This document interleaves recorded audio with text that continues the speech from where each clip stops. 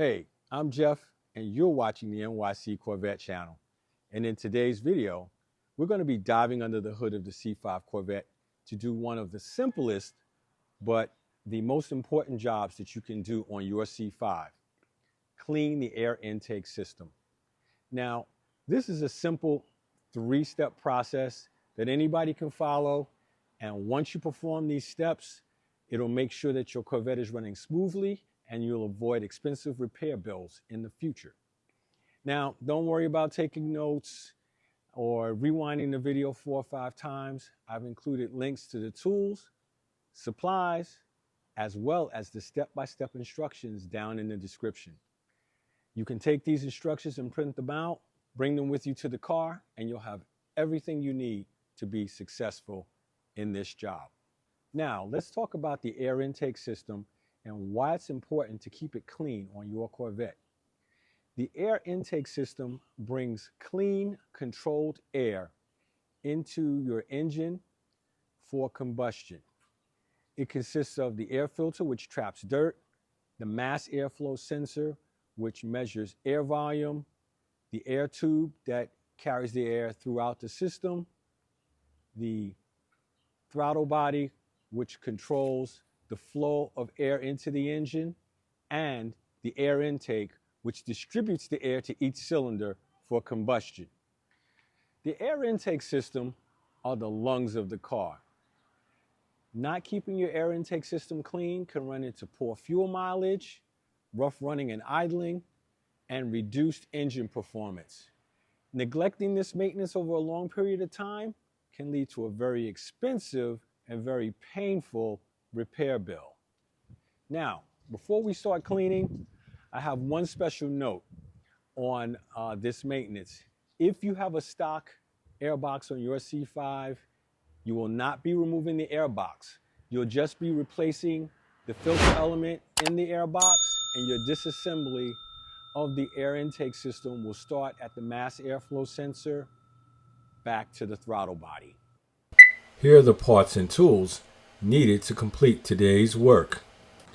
This is the air bridge of a C5 C6 Corvette. The C7 Corvette is slightly different, but the layout is pretty much the same. First, we're going to start by removing the air intake system from the vehicle, and we're going to start by disconnecting the mass airflow sensor, making sure to keep track of that little gray plug that is attached to the clip for the mass airflow sensor. We don't want to lose that. Next, we're going to take the panel removal tool and we're going to use it to separate the air bridge from the top of the radiator cover. I recommend, if you don't have them, get you a good set of panel removal tools. Some people use screwdrivers, but you don't want to really scratch your car up, and they're worth the very minimal investment. Now what we're going to do is we're going to finish getting that mass airflow sensor wire out of the way and remove the hose from the secondary air system. Get that out of the way.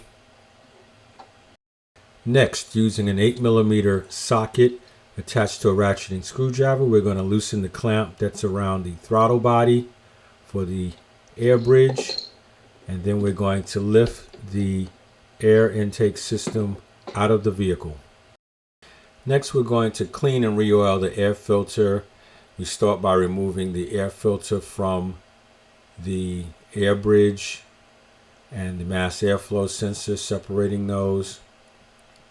Then we can take a little look at it and examine it to see how dirty it's gotten over the past year since I've driven it. What we are going to do then is take the K&N cleaner kit, and using the cleaning solution, we're going to spray the air filter liberally, let it sit for 10 minutes, and then we're going to take it inside, and with some warm to hot water, we're going to wash it from the dirty side to the clean side to pull out all the dirt and contaminants. We'll let this dry overnight, And then we're going to come back after that using the K&N filter oil, and we're going to re-oil the filter. Now my filter was originally blue, but the filter oil on the K&N is red. Next, we're going to clean the mass airflow sensor with some CRC mass airflow sensor cleaner. We're going to give that about 15 to 20 shots of mass airflow sensor cleaner. And I recommend not touching the little wires that are in the mass airflow sensor, because you do not want to break them, because you will not get good readings if you do. Next, we'll use the WD-40 Specialist throttle body and carburetor cleaner, and we're going to clean out the throttle body, opening up the butterfly, spraying some throttle body cleaner in there, and wiping up any excess moisture.